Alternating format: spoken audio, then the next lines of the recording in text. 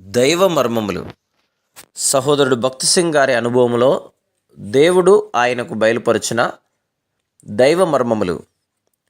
ఫిబ్రవరి 5. మోషే గుడారము అమర్చబోయినప్పుడు కొండ మీద నీకు చూపబడిన మాదిరి చొప్పున సమస్తమును చేయుటకు జాగ్రత్త పడుము అని దేవుని చేత హెచ్చరింపబడెను. హెబ్రీ 8:5.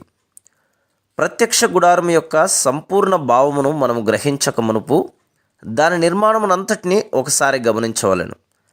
నిర్గమకాండములోని 24, 25 అధ్యాయములను వచనం వెంబడి వచనమును చదవవలెను. అతి పరిశుద్ధ స్థలములోనున్న మందసమును గూర్చి మొదట మనం చదివేదాము. వారు తుమ్మకర్రతో ఒక మందసమును చేయవలెను. దాని పొడవు 2 మూరలున్నర, దాని వెడల్పు మోరెడున్నర, దాని ఎత్తు మోరెడున్నర. నిర్గమకాండము 25:10-22 వచనములు. తుమ్మకర్రతో చేయబడిన మందసం లోపలను వెలుపలను మేలిమి బంగారము చేత పొదిగింపబడెను.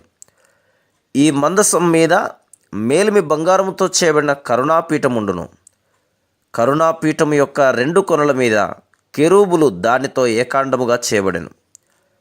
ఈ కెరూబుల మధ్య నుండి దేవుడు మాట్లాడుచుండెను. ప్రత్యక్ష గుడారములో ఈ మందసం ఉంచబడిన స్థలము అతి పరిశుద్ధ స్థలమని పిలువబడెను. దీనికి ఎదురుగా పరిశుద్ధ స్థలమును విశాల స్థలముండెను. దీనిలో దీపవృక్షము, ధూపవేదిక, సముఖపు రొట్టెలనుచ్చు బల్ల ఉండెను.